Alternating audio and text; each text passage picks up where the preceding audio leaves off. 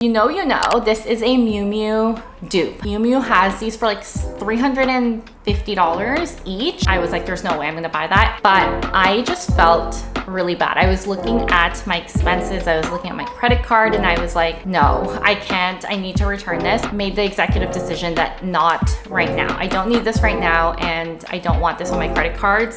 Hi everyone, welcome back to my channel. In today's video, we are doing my August monthly money diaries. If you are new to my channel, hello, my name is Raisa. I talk all things personal finances, luxury goods, and my small business. So if you're into that, make sure you're subscribed down below. If this is your first money diaries video of mine, what I typically do is look back into the previous month and see how we did with our budget that we set in the beginning of the month, and then also plan into our budget for the following month. So we're going to be recapping our July budget and also talking about August. July was so much fun. I feel like I finally had both feet on the ground this month because there was no travel or anything like that on my schedule for the previous month. It was just me working and staying here local in Vancouver, which has just been the best. I was able to get back into my routine, which if you watch my previous video, you know that that's kind of what I wished for, and I'm really glad that I was able to do that. I kind of got back into yoga, I got into running again, and I also am trying a new sport, which is tennis. We'll talk about those things because I did spend some money on those categories this previous month. And otherwise, yeah, I feel like it's been going really well in terms of my small business, in terms of my 9-to-5 and everything else. So I've just been really thrilled with how the month has gone. Let me know how you guys have felt this past month. I would love to know in the comments down below. So looking into my budget, I do have my budget tracker with me. This is the tracker that I have been using, I think since 2022 now. I keep reusing the same template. This is from The Line, which is my small business. We do offer stationery goods as well as digital products like this budget tracker. So I'll have that link down below if you guys were curious. Without further ado, let's look at how much I made, saved, invested, and spent this month. So as always, we are looking into my income. So this was a 2-paycheck month. So as you can see from my corporate job, I did make $6,187.52. I should clarify that this is all post-tax. So this is my take-home pay from my 9-to-5 job. I also do invest in my RRSPs through my 9-to-5 job. I'm also in a plan where I can buy stocks and my company does match that as well. So that is the total take-home pay. And then for YouTube, it's been about a year since I've started getting paid from YouTube, and I would say that this is my biggest month from YouTube. I made $231.69. I lied, it's about the same as last month. So last month was $234.31. So about the same as last month, but still like a really good paycheck from YouTube. I always say this, I don't expect anything from YouTube, which is why I always have it at 0 under the expected column, but it's just really nice every time that does come in. I do put all of my YouTube payments into one separate like savings account, and I kind of want to plan into getting myself something really nice. It has been building up over the last year and I need to check how much is currently in there. But yeah, I want to get myself something really nice with that YouTube paycheck once I've accumulated more money in there. So stay tuned for that. So my total income for this month is $6,419.21. In terms of my savings, I do put money into an emergency fund. I currently put down $100 bi-weekly, so I put down $200 into that account this month. And then moving into my investments, I have a Wealthsimple TFSA account, and I put down $300 in this account every single paycheck. So I did put down $600 this month, which is great. So I am very happy with my investments and my current like emergency fund savings. My emergency fund is full right now, so just adding $100 where I can has been really great. And then getting into all of the bills that I have to pay. So I do categorize my bills in 3 different sort of buckets. One is my personal bill payments. So you can think of this as like my mortgage payments, my storage unit, car payment, internet, any subscription. So anything that comes out every single month, and it's usually the same amount every single month, that has to do with myself like personally. And then the second one is my business fixed bill. So that is everything to do with my small business that I pay. Think of like my subscriptions, my office rent, my office internet, those types of things would go under that bucket. And then I also have a third bucket for expenses, and that is my variable expenses. So you can think of this as like what I spent going out to eat, my groceries, coffee, dining out, any sort of hobbies that type of thing would go into my variable expenses. I put them there because those differ every single month, and sometimes I would spend money in one category but not in the next month. So that's just how I like to split out my bills. I will put a screenshot of my personal bill payments over here. I don't think that there's anything necessarily new here.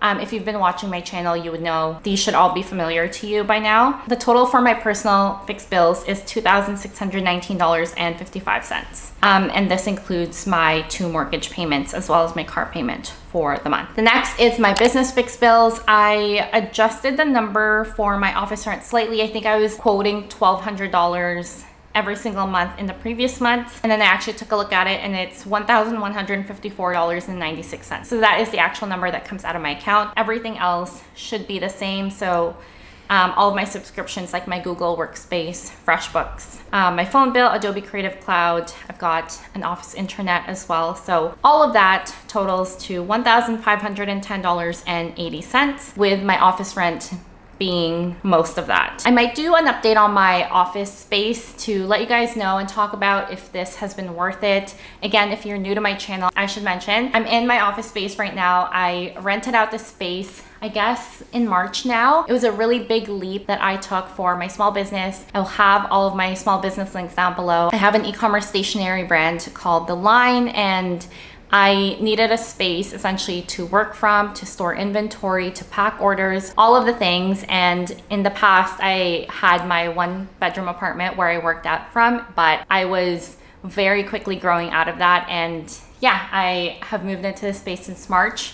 It's been a few months now, and I want to do an update on like how it's going, if it's worth it, if I want to continue in another year. So stay tuned for that. So then the last thing are my variable expenses. So as I mentioned, these are things like hobbies, dining out, groceries, things like that. So I will have a screenshot over here. A few things I want to talk about. So I feel like dining out and groceries sort of balance themselves out. I did do more groceries this month and less dining out. My personal care, I feel like this category keeps fluctuating. I always kind of hover around like 100 to 150, and some months I go under and then some months I go over. So I think for next month, I'm gonna just bring this to 150, keep it like that for a couple months and just see how it goes, because personal care can be like restocking skincare. It could be getting my nails done, getting a pedicure, cutting my hair, like those types of things. And sometimes just the unexpected happens and I might need to do one of those things and I just didn't plan for it. So I think I'm just gonna keep it to 150 and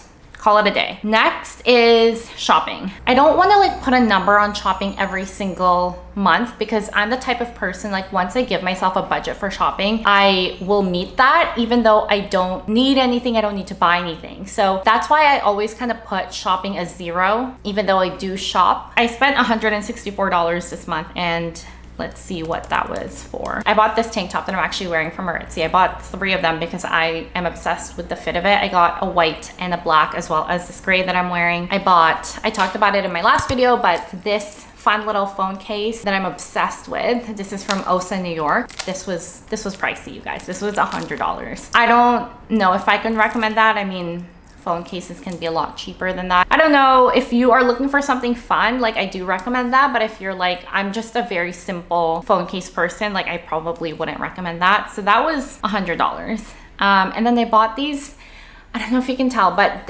if you know, you know, this is a Miu Miu dupe. So I bought this from Poshmark, and I also bought an orange one because I wanted to use them either as bracelets, which is how I'm wearing it now, an anklet, which I've been wearing a lot, and I've also been putting it as like a bag charm on my bags. And Miu Miu has these for like $350 each, and it's literally just like a rope thing. And I was instantly obsessed with the style of it, but I could not get myself to spend that much money. Essence does have the Miu Miu version, and I was like, there's no way I'm gonna buy that. Anyway, someone on Poshmark was selling this dupe, and it was $40 for the green and the orange, and I bought that. I actually quite like it. I feel like it's giving Miu Miu without the Miu Miu price. So I am very happy with this purchase. I will say that I did buy a splurge item. I bought a swimsuit from Essence, which was like $260, and I loved it. It's a Hansa G swimsuit, which was an amazing brand for swimsuits. It's a one size fits all swimsuit. If you know Hansa G, you know what I'm talking about, but I just felt really bad. I was looking at my expenses, I was looking at my credit card, and I was like, no, I can't. I need to return this because spending that much money on a swimsuit is like insane. And I do already have swimsuits in my closet. It's not like I didn't have a swimsuit.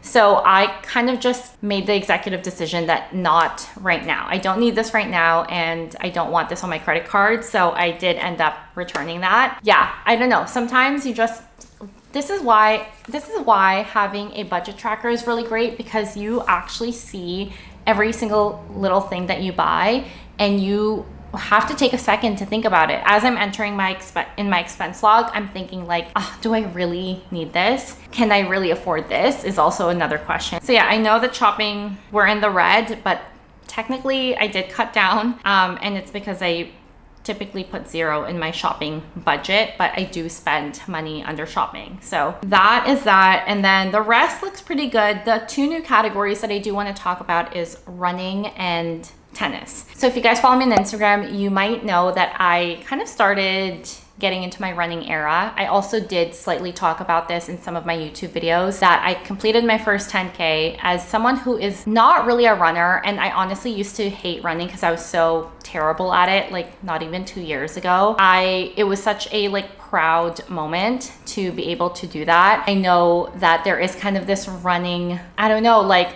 phenomenon that's happening right now. At least I see it a lot in my city, which is Vancouver. I'm seeing a lot of run clubs here. On TikTok, I'm seeing a lot of run clubs in different cities as well, which is really fun. So anyway, I got into running, I guess 2023. So in 2023, I had a goal of doing a 5K, and that was really, really hard, but I was able to accomplish it. And then this year I wanted to run my first 10K, and I was also able to do that at the end of June. So I have been investing a lot in sort of like active wear and running shoes and stuff like that. So that is why I added this kind of like new activity or hobby here, because I am starting to spend money on these things, which I really honestly do not feel bad about, because running has just given me, I don't know, a sort of release. Like it's just such a fun activity now, whereas before it was such a chore. I look forward to running. I look forward to planning out my routes. I look forward to being outside and kind of getting out of my own head and just going outside. And honestly, that was the whole plan. That's why I wanted to start running anyway. It was to get myself outside. In the summer, Vancouver is absolutely gorgeous, and I honestly feel bad staying in sometimes when it's so gorgeous out, and running just gets me outside. So that's been really nice. And to spend like, how much I spent? $117 on running shoes. Like, I don't even feel bad about that. It makes me feel good. So that is what I spent this month. I bought myself some new running shoes. I don't have them here because I'm in my office, but I might show them to you guys in a haul. I was thinking of doing a like running sort of gear haul. Let me know if you guys are interested in that, because I've accumulated a few things and I want to show you guys kind of what I run in if you were curious. So that is the running category. And then the next one is tennis. Tennis is interesting. I've not played tennis before, but my corporate job was offering free tennis lessons. So it's a 5-week lesson that I am able to get for free. I just needed to buy a racket, and that is what I spent my money on this month. So I spent $164.85, which is actually quite a lot of money. Let me double check if that is true. Yeah, I bought it at Sport Check. Oh yeah, I bought a racket at Sport Check that was $134.39, and then I also bought some cute tennis gear. I bought myself a tennis skirt. So both of those things equated to $164.94. And I guess similar to running, like I don't feel bad. I had my first tennis lesson this week and it was just so much fun. So no regrets spending that much money. But when I was making that purchase, I was like, I cannot believe it's this expensive. But I think that if I continue to play and continue to use it, it will be well worth it. So that is what I spent my money on this month. I did overspend by $517. So my total spending for this month is $1,147.61. And I don't regret it at all because I spent it on a lot of fun stuff this month. So I just took a moment and did my August budget. So similar to July, I will be staying local this month, which I'm really excited about. It is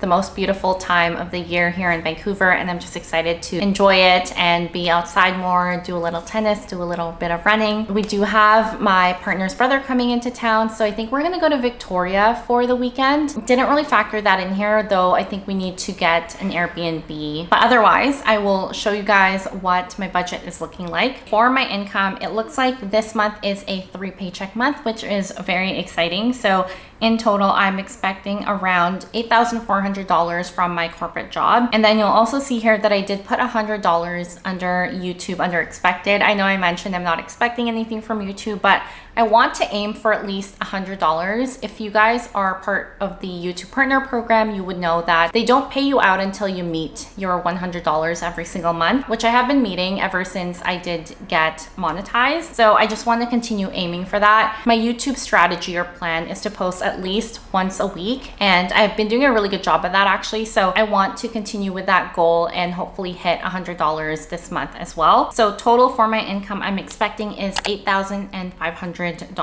Savings is the same, so emergency fund $100 every single paycheck for a total of $300. And then investments, as I mentioned, going into my Wealthsimple TFSA account, that is going to be $900 total, so $300 every single paycheck. And then getting into my bills, so this is just a copy and paste from July. I'm not foreseeing anything new or different for my personal fixed bills. Everything is staying the same. So my total for my personal bills that I'm expecting for August is $2,630. And then getting into my business fixed bills, this one is also staying the same. So a total of $1,510 for my business. And then lastly, my expense summary, I kept this the same. I will likely be spending some money for travel. So as I mentioned, we might go to Victoria this month, but I'm also planning I don't know if I want to say it yet, but I'm planning a trip in October, and I will be spending money on that. I might catch you guys up at the end of August and talk about it then once I have more finalized plans. I just don't want to jinx anything, but right now my expense budget is $680.